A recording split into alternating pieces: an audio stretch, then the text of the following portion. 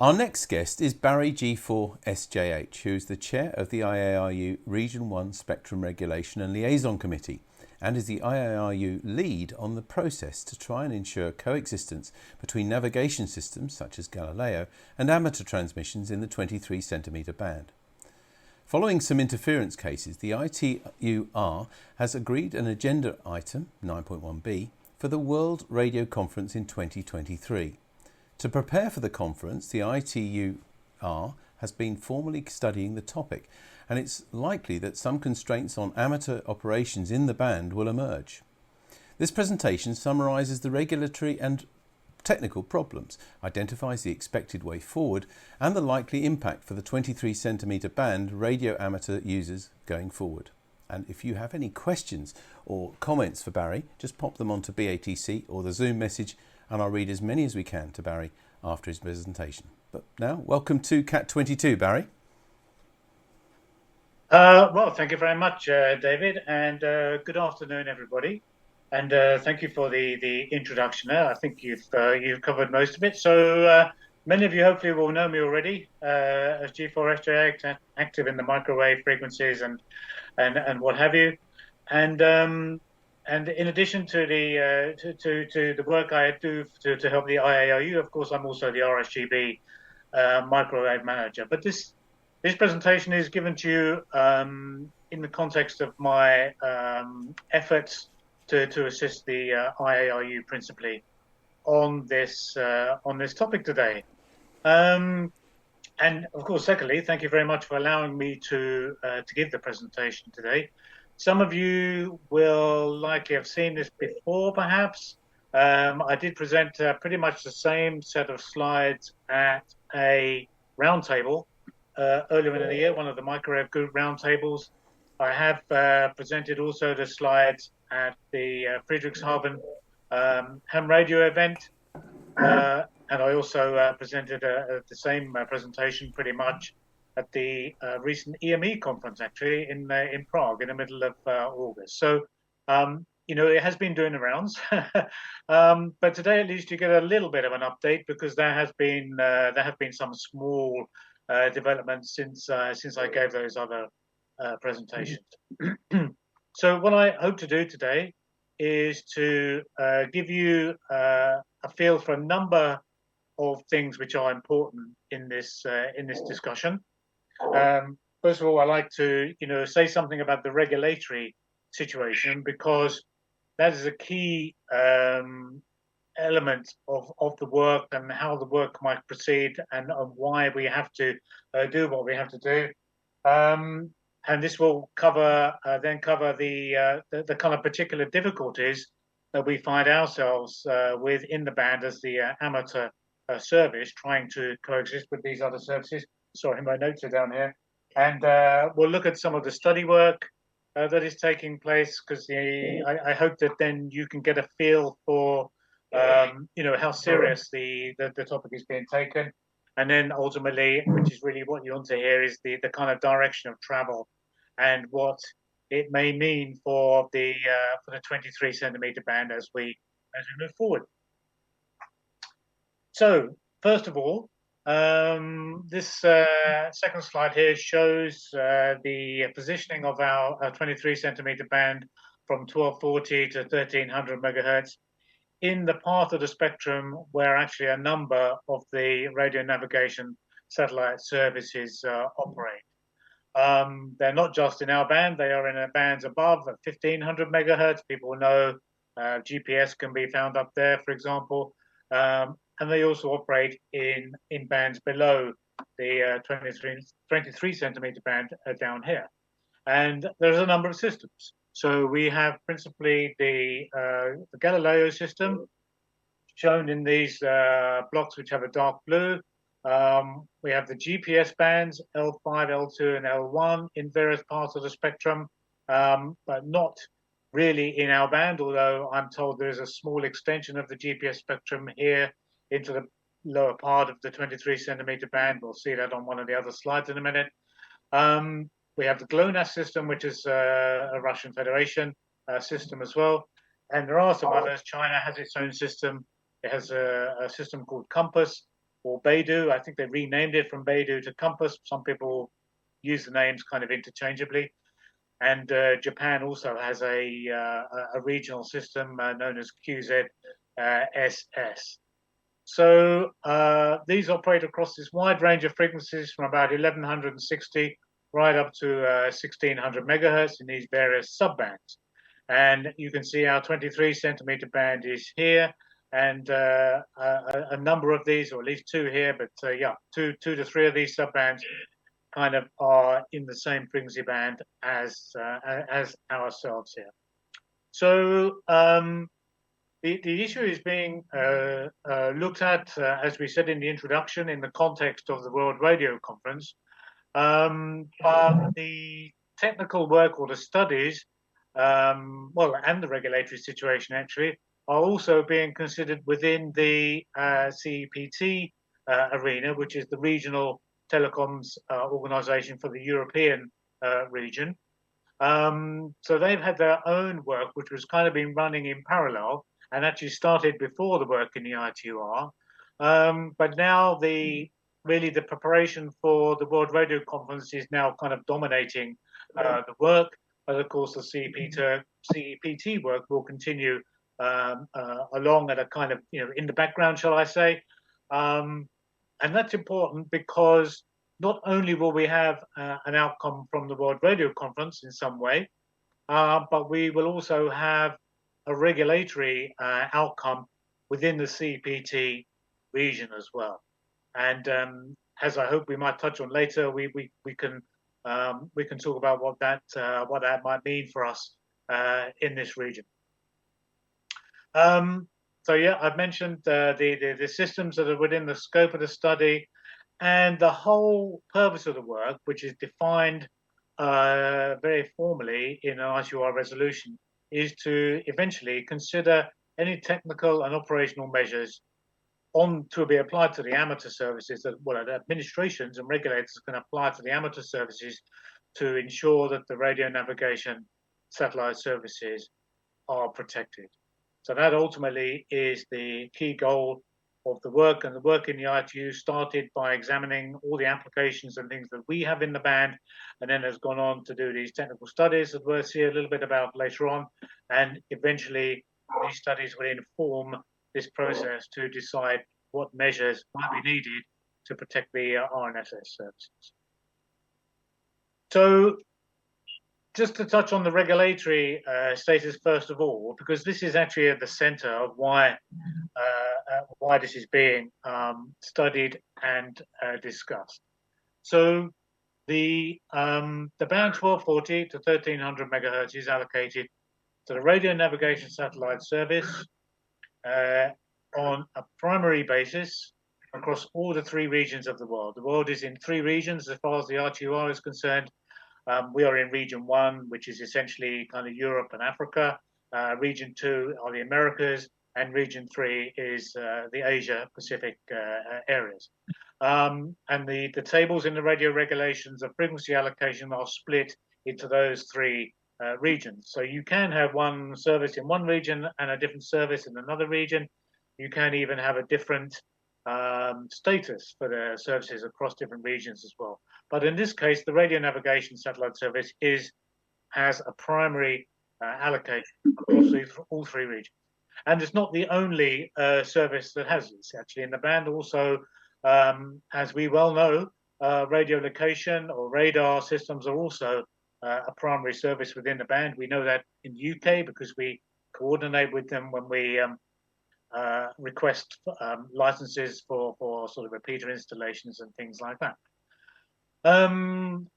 So the 1240 to 1300 megahertz band is allocated to the amateur service on a secondary basis, and in addition to, and that's also on a global basis across all three regions.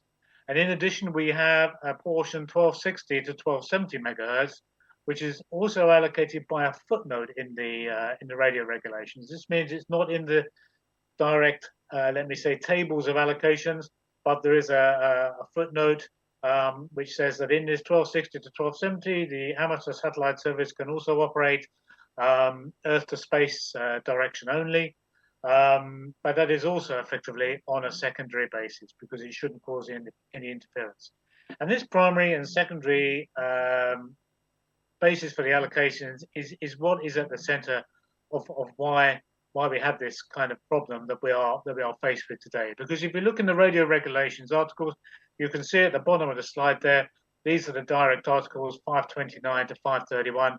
And basically, if you read those, you'll see that the secondary services have a responsibility to not cause interference to stations in a primary service, which frequencies are allocated, the same frequencies are allocated, nor can the secondary service users claim protection from harmful interference from a primary service. So, for example, we don't claim protection from interference from radars. It happens, we see it, but we work around it, we coordinate, and so on and so forth. But actually, if there's another secondary service, then you have to respect each other, and you can claim protection from another secondary service, but that's not really what's important here. So it's really this Article 529, which is the important one here, and this sets the whole scene for why we are involved in this activity and why we have to look at these studies. And if we move to the next slide here, you start to see the scale of the problem from our perspective, having in mind this regulatory requirement that we have to not cause harmful interference to the radio navigation satellite service. So in this slide, we have so this covers 1240 to 1300 megahertz.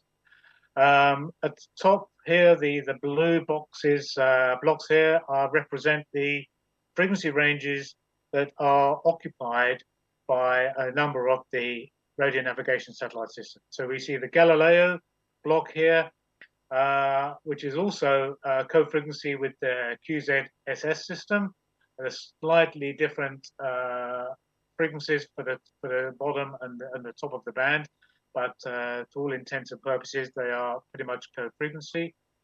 We see here the Chinese system in this block here. These blocks B3, E6, and L6 refer back to that previous slide I showed at the beginning.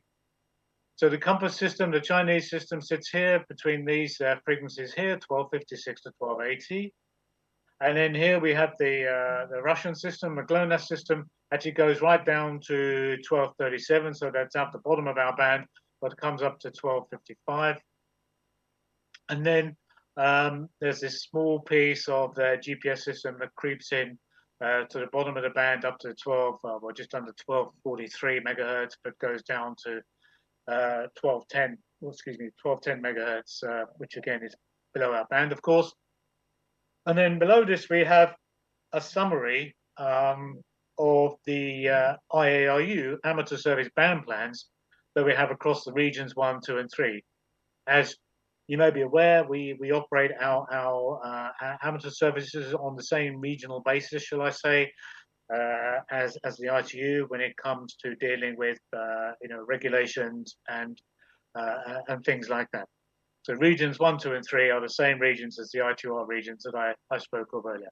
So we see here, for region 1, our region here that we're in today, if you look at the band plans, and there are lots of other details in here which are not included in this summary, but you can see we have ATV applications, of course you guys know, being a BATC, in 2 parts of the band. We have what we generalize as medium bandwidth modes here, and here. So this would refer to things like maybe FM kind of system, maybe FM repeaters, voice repeaters, this kind of thing, could be data repeaters.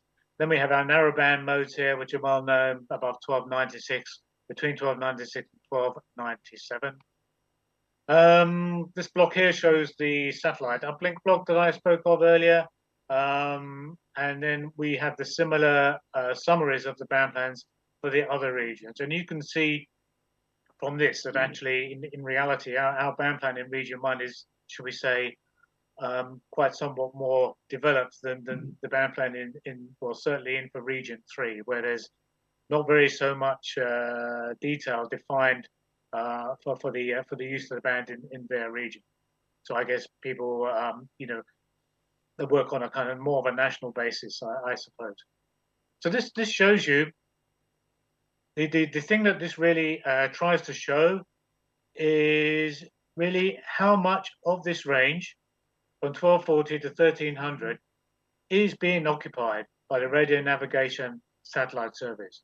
So this is not a service which is taking a few megahertz here in the band and another few megahertz here in the band and so on, and there's lots of space in between. It's not the case. There is virtually no room in this band plan, except maybe in the middle here and maybe at the top, where there is no co-frequency radio navigation satellite system. So yeah, this is a part of the challenge that we face. Bearing in mind this responsibility we have to not cause them interference. So this leads into this slide here, which kind of also reminds us some of the additional challenges that we have for this for respecting this regulatory responsibility. As I just said, we're co-frequency with a radio navigation satellite service almost everywhere in the band. Secondly, we don't know where a radio navigation satellite service, I need a shorter expression, don't I? I could say Galileo or GPS or something. We don't know where there is a user, actively receiving and actively using the service. I mean, my phone is sitting here. That's put a GPS receiver, and it's probably alive in it. Okay, I'm not actually using the service right at this minute because I know where I am, but we have no idea where there is a user who might be using the service. So, if we wanted to protect that user from interference, we wouldn't know where they were. The users of the navigation satellite systems will also most likely not be aware that they are suffering from interference. And this is important for the next point, because certainly for the Galileo service in this band, they've been very vocal in sharing their ambitions to deliver new high accuracy services in this frequency range compared to what we have perhaps available using some of the other systems. And we suspect that actually they have some commercial ambitions behind this as well. So, it's becoming quite an important part of the frequency range for them if they want to deliver these services, which, by the way, are to a large extent still under development. So if you're paying to receive some super high accuracy service, maybe you're in construction or who knows what, and trying to work down to centimetric kind of levels, and suddenly it all goes a bit wobbly. You wouldn't know why that was, and you wouldn't know as an amateur service or anything causing that problem. So it'd be very difficult to cease the transmission. And of course, these receivers are likely to be all over the place. They could even be in cars. They could be providing autonomous driving applications, or at least helping to provide those kind of applications, all sorts of things like this. So, we have no idea where they are. So there's no way we can say, okay, I can see an installation over there, like you can with a radar, and say, right, I know that I shouldn't be transmitting before that, in that direction, and therefore can avoid it. We can't do that. So it's very, very difficult. So with all these problems in mind, the way the work is organized in the ITUR is that, having defined the scope of the work in this resolution that I mentioned earlier, where it talks about these technical and operational constraints, the ITU then agrees that agenda item back in 2019, and then goes through a study period. This is what it's called, actually, the study period, which is effectively the 4-year period between that WRC in 19 and the next one in 23. And in that period, the ITUR study groups carry out the studies, And the particular and relevant study groups are identified also, again, right at the process, at the start of the process, immediately after the WRC. They are given the responsibility for doing those elements that are deemed necessary in order to carry out the studies. And for this agenda item, we have two study groups in the ITUR that have been important. And I know that some people, I'm sure, on this meeting today will be familiar with the ITU structure. But there are two mainly that have been identified for this work. So we have Working Party 5A, which is where traditionally the amateur services and all issues to do with the amateur services are considered. So we have there are some ITUR deliverables that relate to the amateur service. If they need updating, modifying, or whatever, then that's 5A is where that is carried out. And we have a particular subgroup, often within the structure of that working party, that deals with all the amateur issues. So they've certainly been involved. And in fact, Working Party 5A had the lead responsibility for this agenda item for feeding into the WRC. And there's a process for that, which I won't bore you with here. And then to support their work, because Working Party 5A is not the expert group for satellite systems, the work to actually carry out the studies against the satellite systems are carried out in another working party 4C, as it's called, because that comes under study group 4, which deals with all the satellite services. And 4C in particular deals with the radio navigation satellite services. Again, doing all sorts of other jobs relating to those services, but one responsibility they've been given is to carry out the studies to support Working Party 5A. So we've been having to participate in two working parties in ITUR, both Working Party 4C and 5A, in order to ensure that our interests as the amateur community are properly taken on board. And Working Party 5A had the first part of the job to do, because in Working Party 5A, we were able to document and share an agreed set of technical parameters that related to the amateur services. So we looked at all the applications, including TV, of course, but also narrowband, what kind of things we do in narrowband, repeater systems, all sorts of things like that, and provided a comprehensive set of, let's say, typical operational characteristics into Working Party 4C. So this was clearly given to 5A because that's the amateur expert group. They feed that information into 4C, and then 4C uses it in its studies because they're the kind of the experts who understand the radio navigation satellite systems. So what have they been doing in Working Party 4C then? Well, largely the studies have included propagation model predictions used to try and estimate the distance over which harmful interference might be seen by a terrestrial radio navigation satellite service receiver. And they can do that, or they have done that, for a range of amateur, let's say, transmitter powers, using those parameters that we propose from Working Party 5A. Now, the expression they use in ITUR is harmful interference. And the criteria that is used to determine whether a signal level received at some distance away in those receivers is harmful or not is whether it exceeds a so-called protection criteria, which is built in or documented or reported in the ITUR recommendations for that service. So actually all the radio navigation satellite systems, whether it's Galileo, GPS, GLONASS, they're all documented in the relevant recommendations that come from that study group 4. And for all those systems and for all their kind of modes of operation, which can be various, it's not a sort of a simple task really.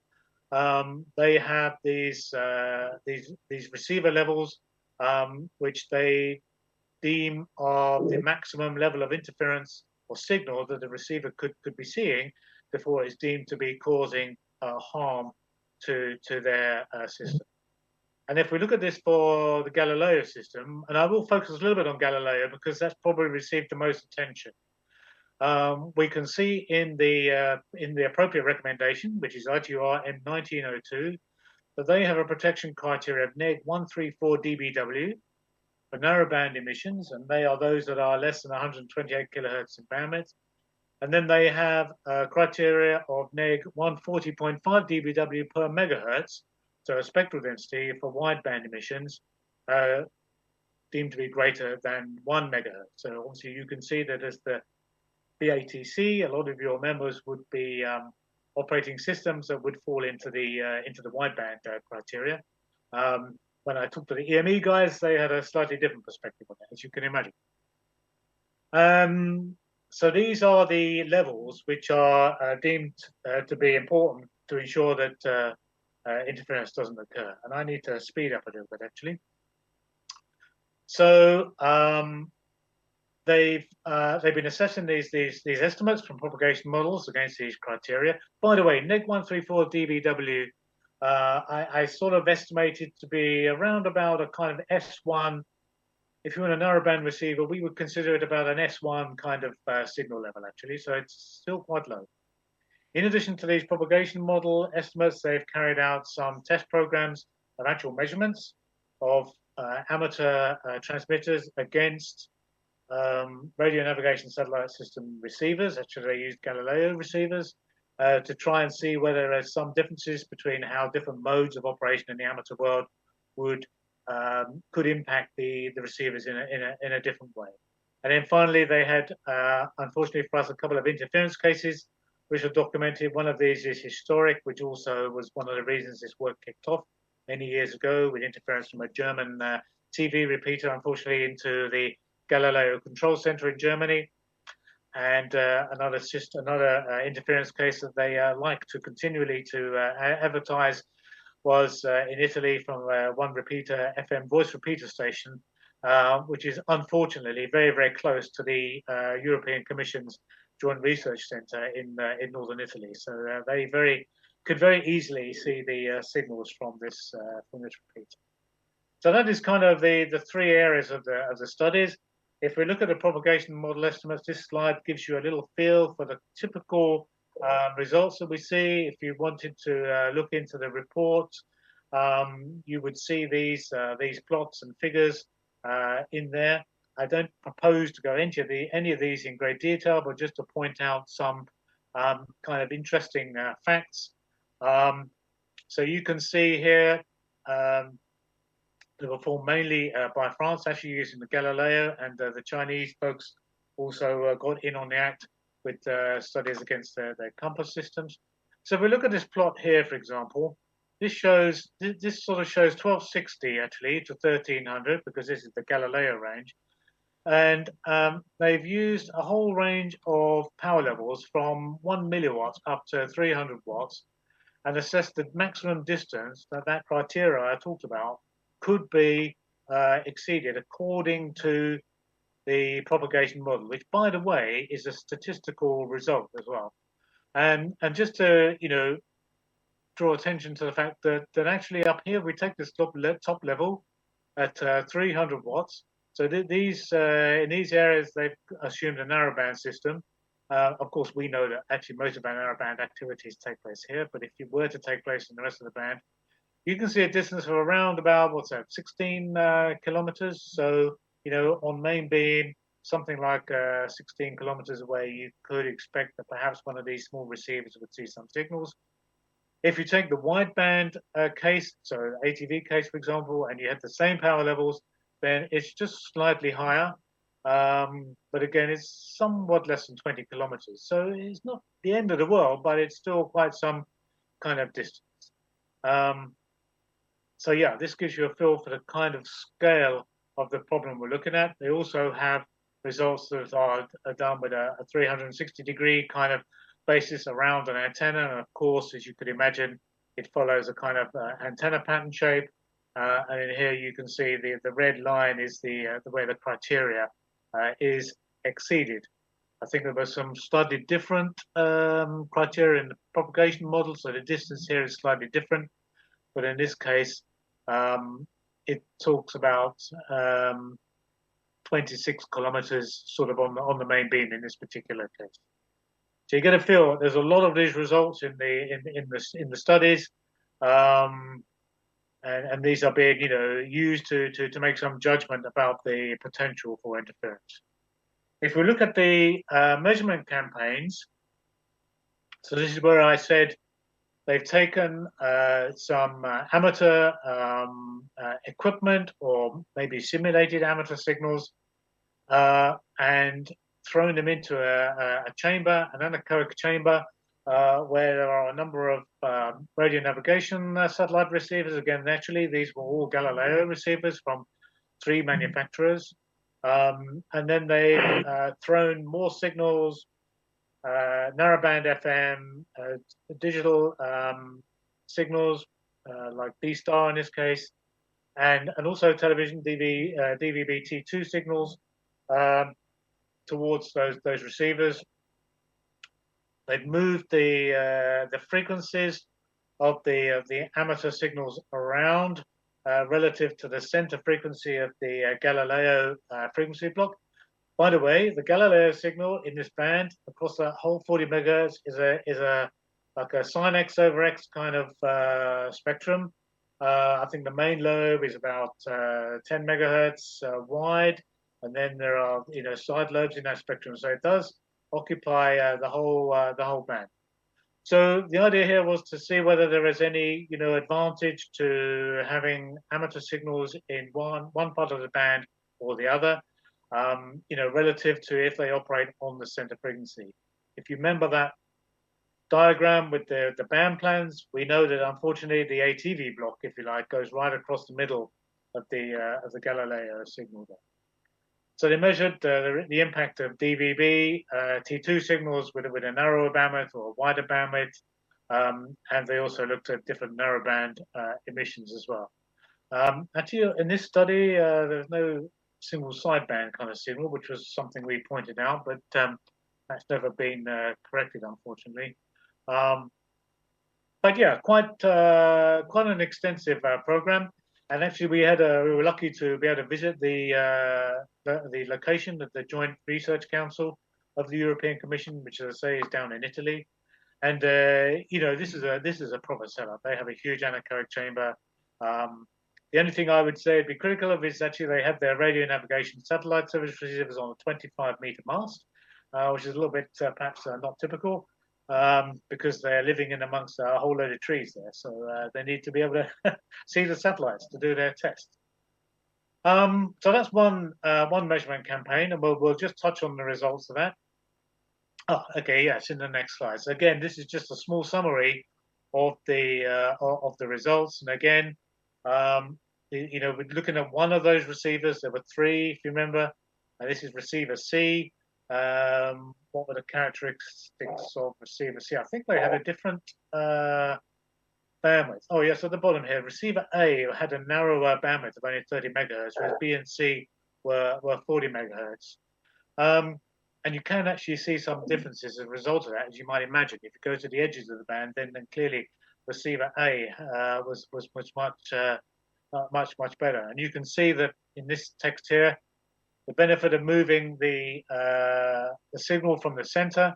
If you take a D-star test signal, for example, from 0 megahertz in the middle to 20.46 towards the end of the band, then we saw a 46 dB improvement for the receiver A, going down to 13 dBs, only 13 dBs improvement for receiver C, but still some improvement.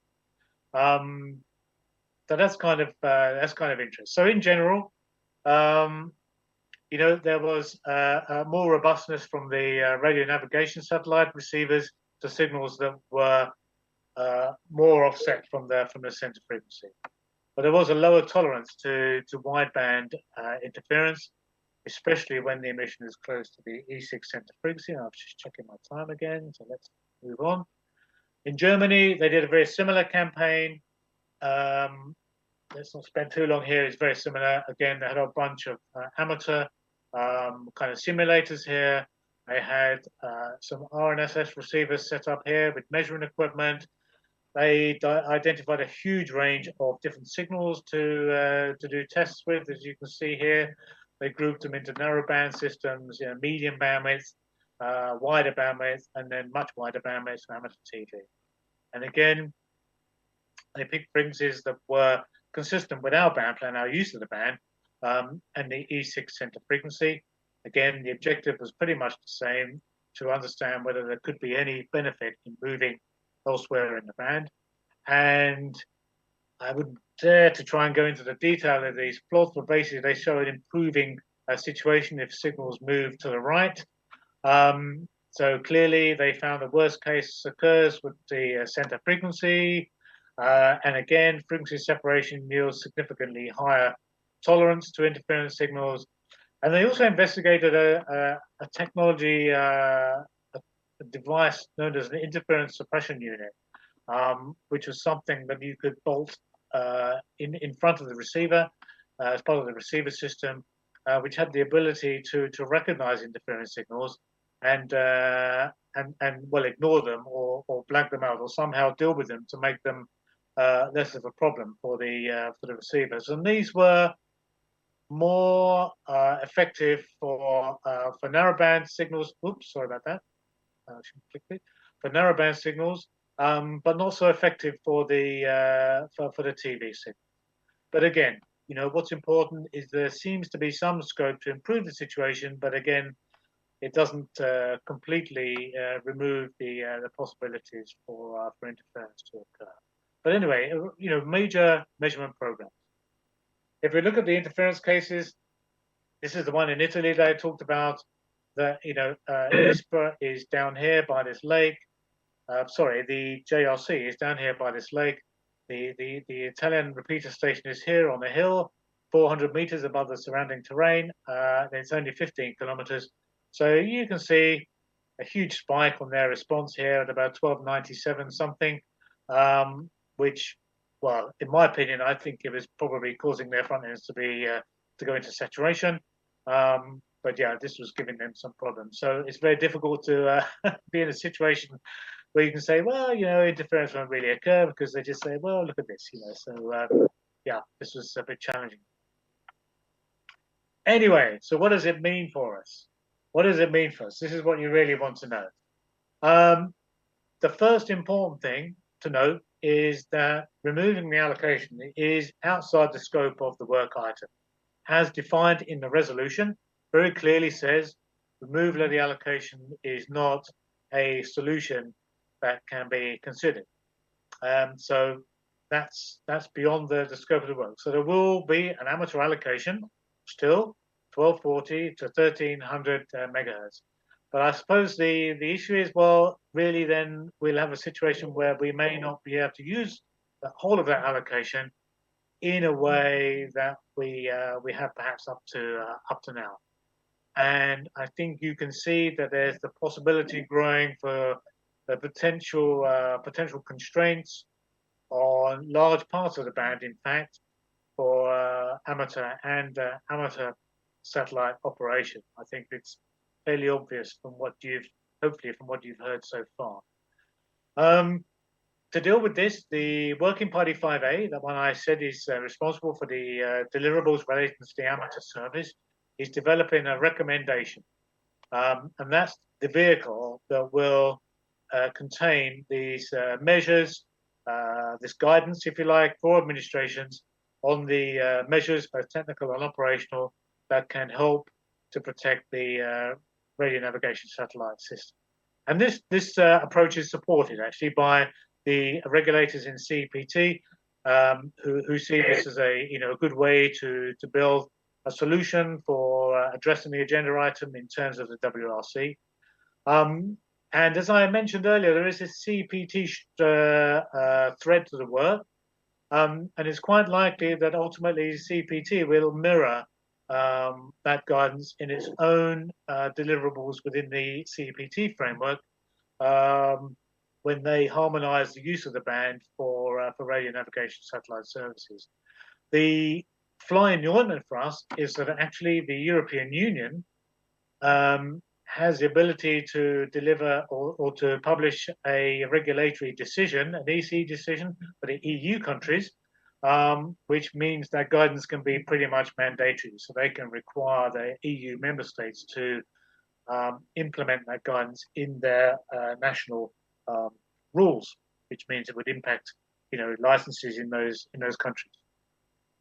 There is also a little bit of an unknown at the World Radio Conference because, okay, recommendation sounds quite nice and soft, but actually there is a way to kind of mandate the guidance in the recommendation by incorporating the recommendation in the radio regulation by reference. This is where the radio regulation tables will say, as a footnote, if you like, against the allocation, that recommendation M dot whatever it becomes needs to be followed by administration in order to protect the RNSS. That means that then administrations are obliged to follow that guidance.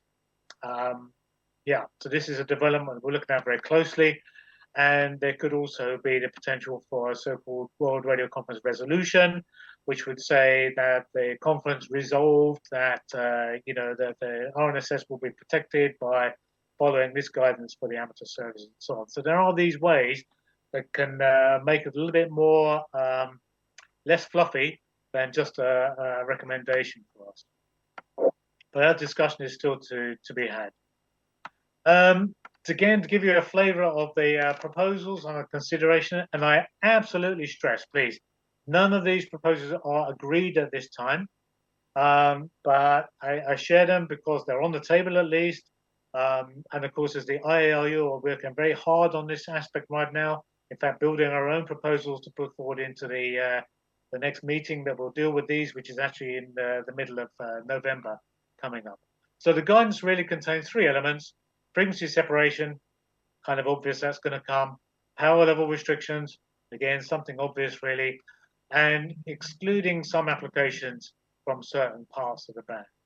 And then in these three boxes here, and I'll only touch this very quickly, there are three proposals that have been put forward by different administrations within the context of the work in ITUR.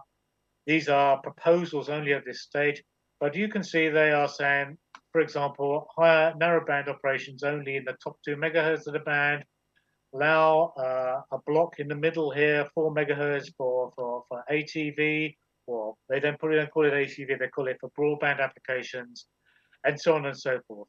And then the one that usually attracts some raised eyebrows is a 5 milliwatt power limit across the remaining parts of the 23 centimeter band. Okay, we'll see how that goes. But then there are other more serious ones. For example, this bottom one here, there was a limit proposed for all amateur EIRPs to be less than 1 watt across the entire band. I would add that, by the way, the Russian Federation GLONASS system has an aeronautical component, and their studies are showing ranges up to 200 kilometers, as you might imagine. So this is also somewhat of a challenge for us to be able to deal with that. But the main thing is to say there are frequency separation, power level restrictions, and there may be the possibility to only use certain applications in parts of the band. And this is something that we're still discussing and still working on. So, as IARU, we are a sector member in ITUR. We have the same status, actually, as the European Commission in the ITUR. And we can make contributions to the study group work. And in fact, we have a chairman in the working group for 5A and so on. And our important elements have been, first of all, to make sure they make reasonable assumptions about the amateur services when they're doing their studies. And there's been a lot of toing and froing here about exactly what makes sense, because the studies include not just narrowband operations in ATV, but also FM repeater. They've thought about moon bounds, antenna tilt, all this kind of thing. All these things have been somehow considered in the studies. We also want to make sure it's important that not only are the technical characteristics, like antenna gain, like power levels considered, but also how we use the band. Really, how often are we actively using the band with any number of transmitting stations? This is something, which is quite important to us, but it's been something that we have found the RNSS community a little unwilling to pay some attention to, because it might not quite fit their narrative. But we're still working on this, and we're still making contributions on these aspects of the work. And of course, our aim is to try and minimize the constraints, or at least make them proportionate in terms of the guidance that may effectively come forward. This is kind of reflected in our position, which have been supplied to the WRC process here. You can read that at your leisure, but in essence, we believe the problem is overstated, and that the regulatory framework is already clear enough. And as I said today, we want to try and retain the ability for as many of today's applications, including TV, to be able to continue in some way as far as possible. Minimum of disruption to narrowband activities. And we will be continuing to work on this right up to the WRC and at the WRC. And now I can come to the last slide. So just recently, this is the sort of update. The Working Party 4C that I mentioned completed the study work, and their report has now been, I'm not sure it's been published yet. It's been adopted, so I think there might be some kind of consultation phase. But that work is done, at least in terms of the preparatory work for the World Radio Conference. So the technical studies are kind of, let's say, stable now. As I mentioned earlier, we have this next meeting of Working Party 5A, where we will continue to work on the recommendation. We expect contributions on the guidance to come from a number of sources here, not only from ourselves. We're developing our own contribution, but also these countries. China have been active, Russian Federation, France, and Japan, all been active in the work. And this meeting, I can tell you, is probably the most important one that we've had so far, in order to to have our chance to shape the outcome of the work in a way that we think is appropriate. And that is the last slide, actually. So I think that's not too bad. So I think that allows about 15 minutes, if I remember from the agenda, for some questions and things.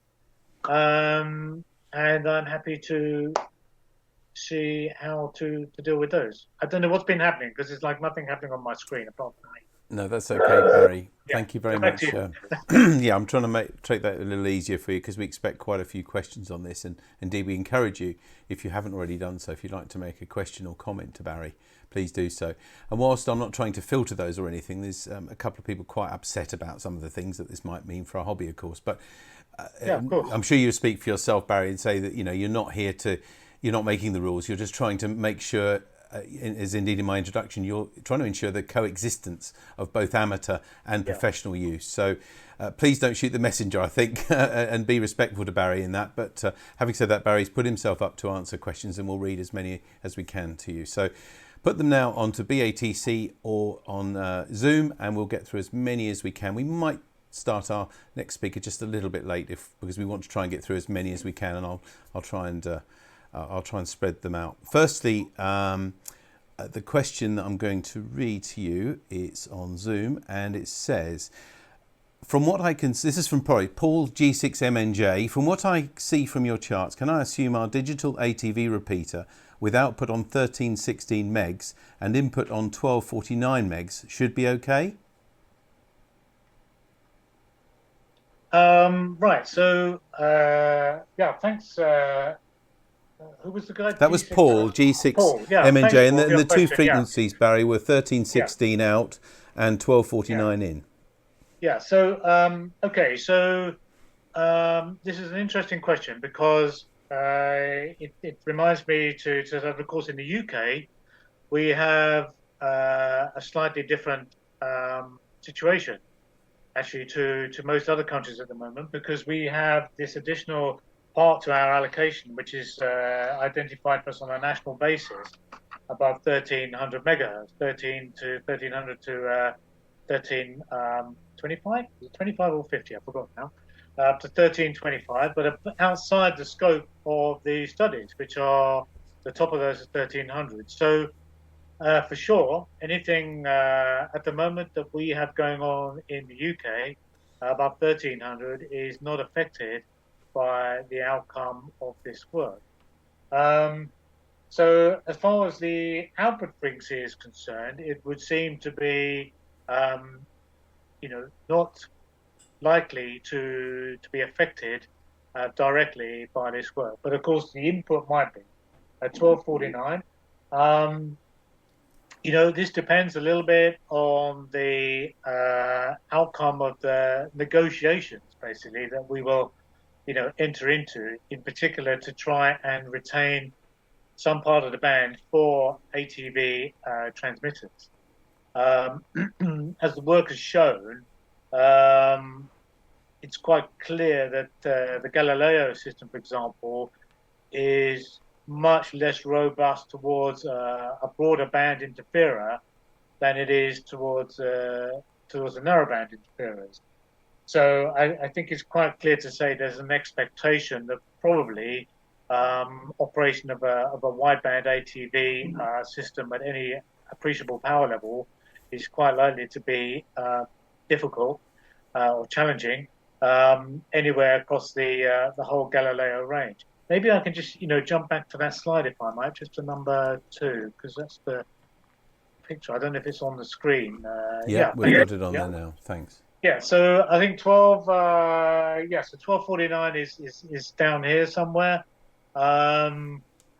Yeah, well, it may be that it's inside the. Looks like it would be inside the GLONASS block.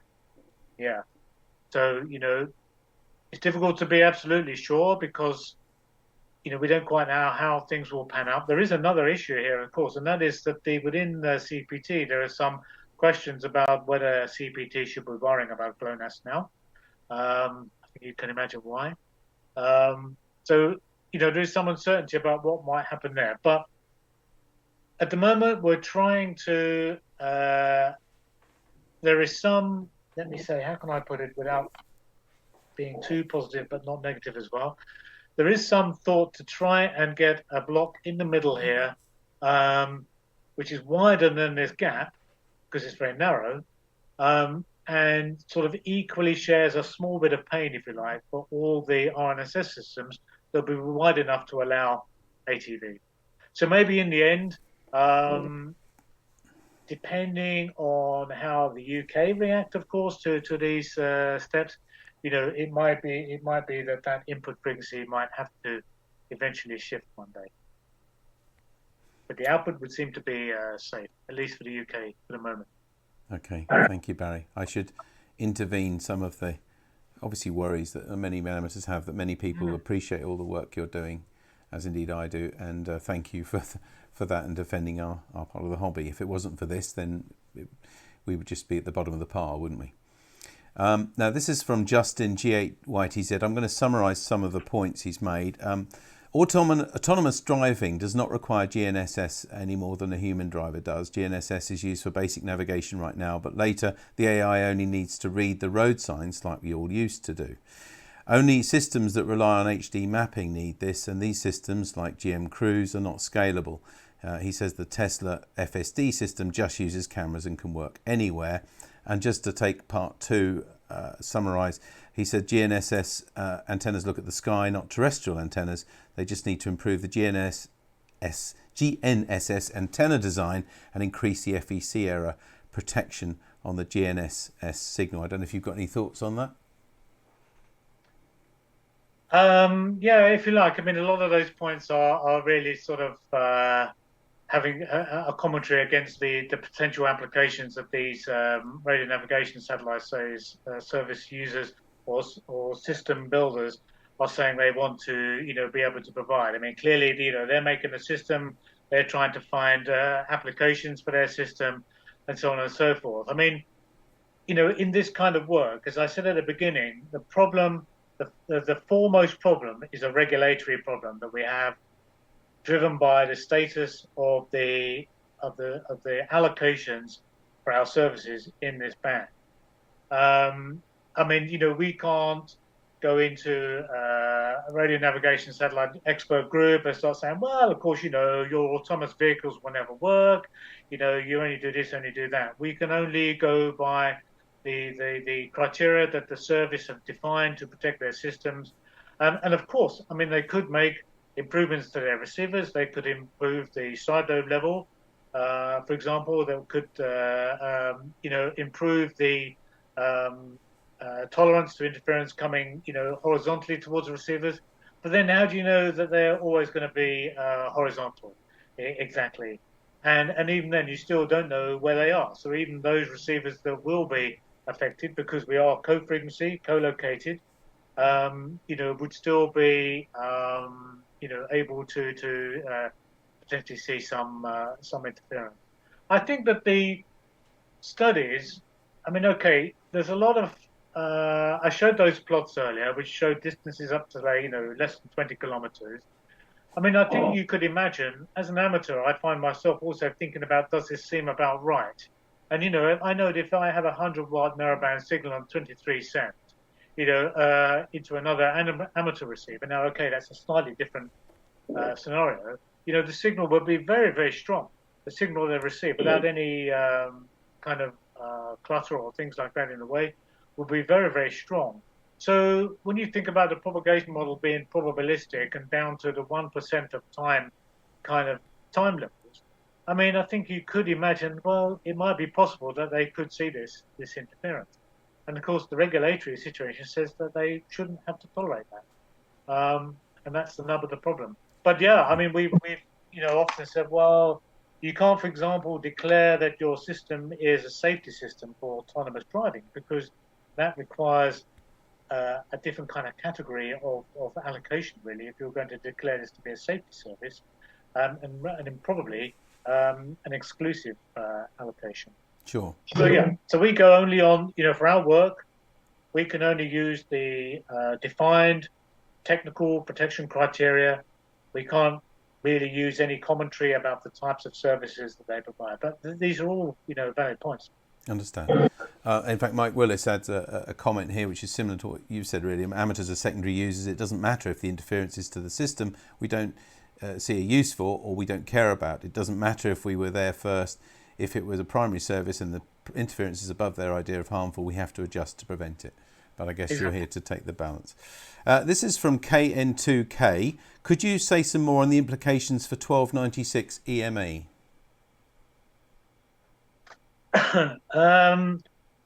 Well, our so EMA is taking place in the narrowband part of the band. Here, I still have a slide on my screen. I'm not sure if it's on. We can bring that on. Yeah, why not? Yeah, this is the picture. Yeah, that's it. Yeah, again, we have the narrowband section down here, up here, I should say, which is where EME operations are taking place. And our intention is to try to limit the impact on all the narrowband activities, in particular, to try and avoid having to move them in frequency, and again to try and minimize the power level constraints that we might see coming in here. Now, of course, for EME, your antenna is elevated, and of course this is reflected in the studies, because if you look into the studies, you'll see similar plots to those I showed, but the distances are far lower because you tend to be in the side lobe area of the antenna, but there's still not nothing. So, and of course, the on main beam, the EIRP of some EME stations can be very big. So I think in terms of potential implications, I think if there's a small change in the frequency, that's probably not too big a problem.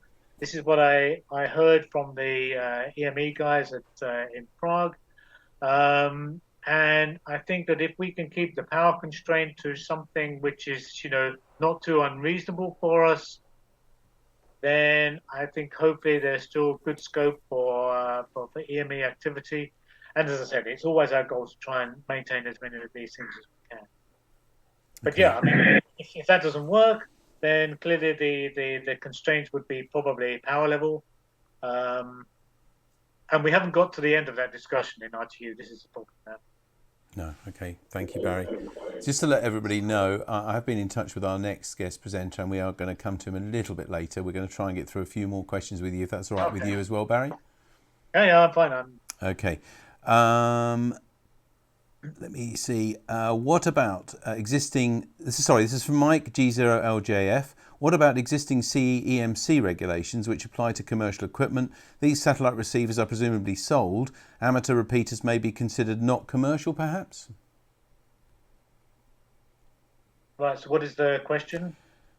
Well, I guess it's a point more, or just considering the amateur. I'll read it again. What about existing CEMC regulations which apply to commercial equipment? These satellite receivers are presumably sold, so they're commercial and they're out there and under those regulations. But I guess he's saying that maybe things we make ourselves and design ourselves, which don't have to comply to those same regulations, they're not commercial. So do they still apply? Okay. So yeah, I mean, as a statement, that's kind of pretty much right. The receivers on the from the radio navigation satellite service, like all communications equipment, commercial communications equipment, will be subject to well, let's call it CE marking as an abbreviation. That's not for the UK. We have a different one now. But there will be there is a standard, actually, a harmonized standard for those receivers, but it doesn't contain very much information. If you look into that specification, it talks only about spurious emissions from the receivers, and I think the blocking level is pretty much one parameter they define for the receivers. Other than that, it doesn't really specify much at all from a regulatory kind of perspective. Obviously, from a system perspective, they have some other kind of specification, I'm sure. So they have to do the job they're designed for, I guess. But in terms of what they do, they're going to be the same sort. They're going to have to manufacture them to the same sort of regulations as anybody to comply with EMC emissions and susceptibility and things like that. Absolutely. So yeah, and you're right. So as amateurs, we don't have the same requirements because our equipment is not on the market.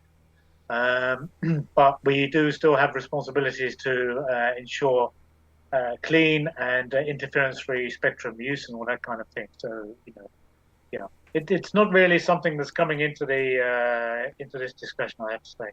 Okay. Thank you. Tom Grady says, if the regulation proposed is that any signal between -134 and 140 dBm is just the noise floor, and that any interference above that noise floor is unacceptable, rather than understanding that sharing this band appears to be not happening here, similar issues with UK 23 SEMS radar is not sharing the band, sharing in quotes. Right. It's quite a complex question. Should I read it to you again? No, I think if I understood correctly, I think so. The question is kind of saying, well, if we have these constraints, we're not really sharing. Yeah. In the sense that we're not using the same frequencies as them at the same time. I think that's what Tom's saying, yes. Right, yeah, this is okay. Actually, the terms sharing and coexistence can create quite a lot of debate actually within ITUR, but we won't open that debate here.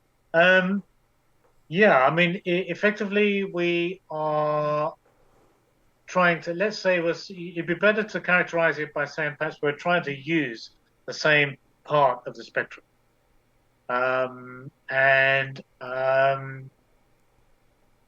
It's clear that, again, it comes back to this regulatory situation that we find ourselves in, that we could be using the same spectrum as these guys, so long as we didn't cause them any interference. So if there was no problem, if no one saw any interference or expected any, we could do everything we're doing today across the whole band, and everyone would be happy. But we know that the interference can occur. And, as any amateur would find, if you look at this kind of diagram we had, it's pretty obvious that it could happen because we're co-frequency, et cetera, et cetera. So, yeah, I mean, it's true that we're not really sharing the whole band, but we're trying to find a way for the two services to coexist in the same spectrum and not and have the regulatory situation respected. Yeah, so I guess the big things you're saying is coexist is a little bit different to sharing. Yeah. Living together.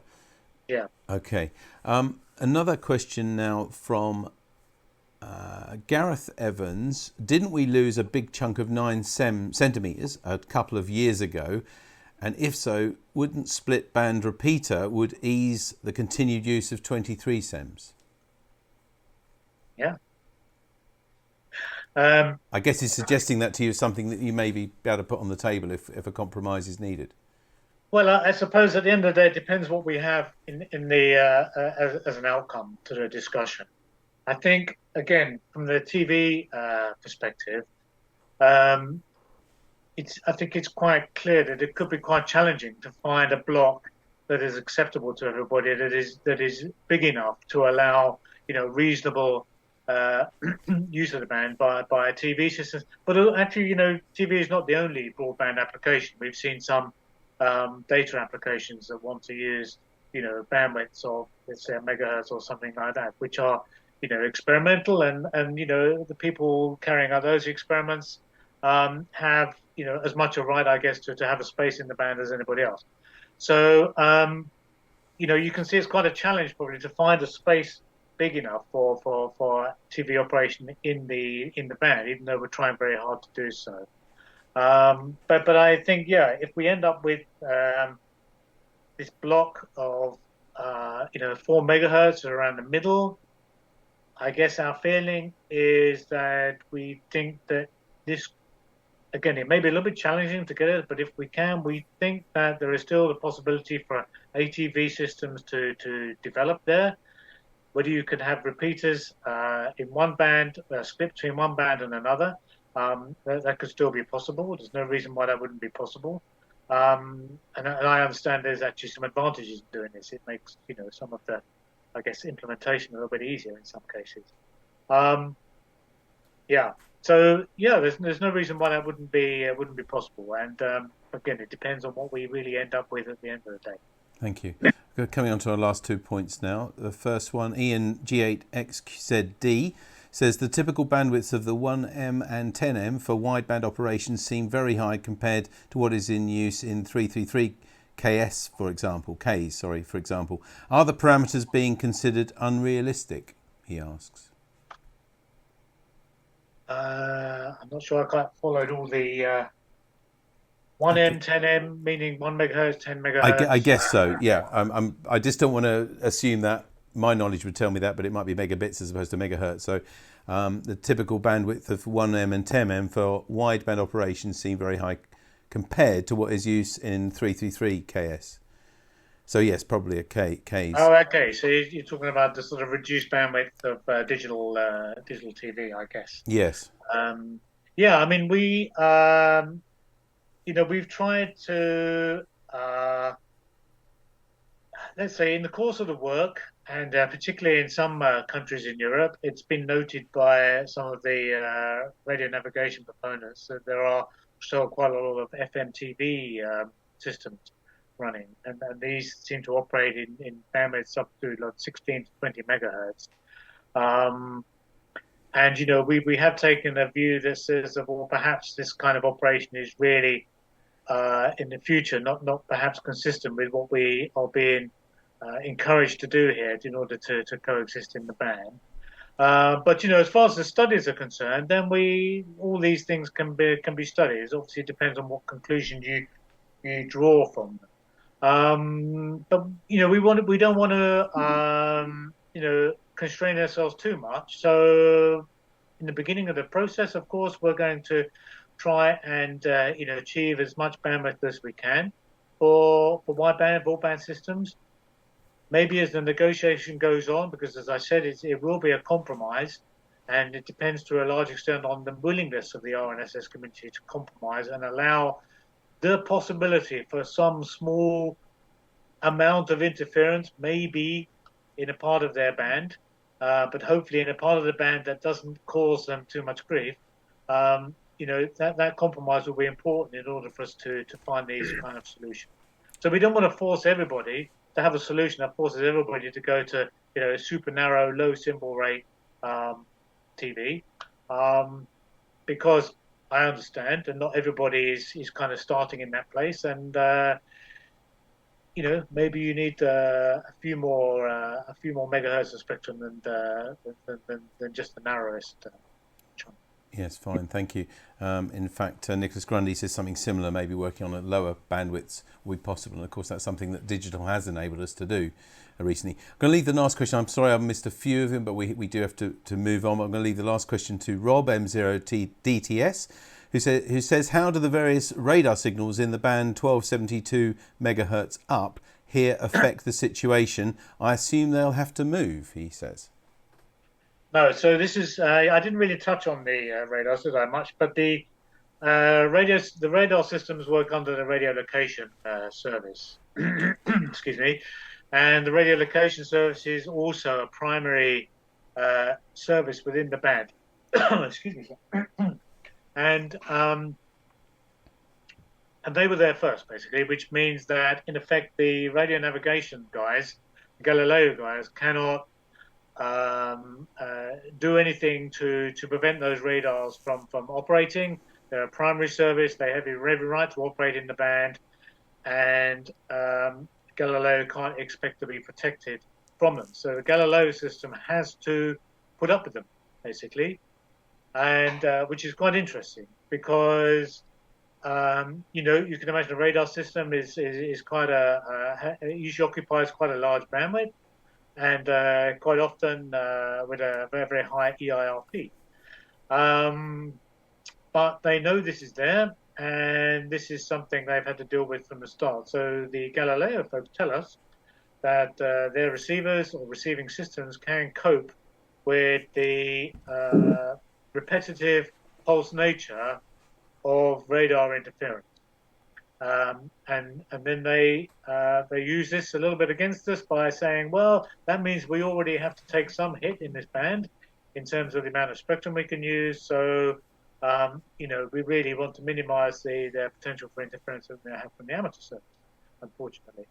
But yeah, so they know about the radars. It won't have an impact on the radars. The radars will still continue. The radar service can develop. It can put as many new radars in as it likes. And the radio navigation satellite guys have to put up with it. And yes, you have to wonder, well, how well is my Galileo-controlled autonomous vehicle going to behave driving around the perimeter road of, I don't know, Heathrow Airport or something, if there's a big L-band radar going on there. But that's another story. All right. It's not within the scope of the study. This is the issue.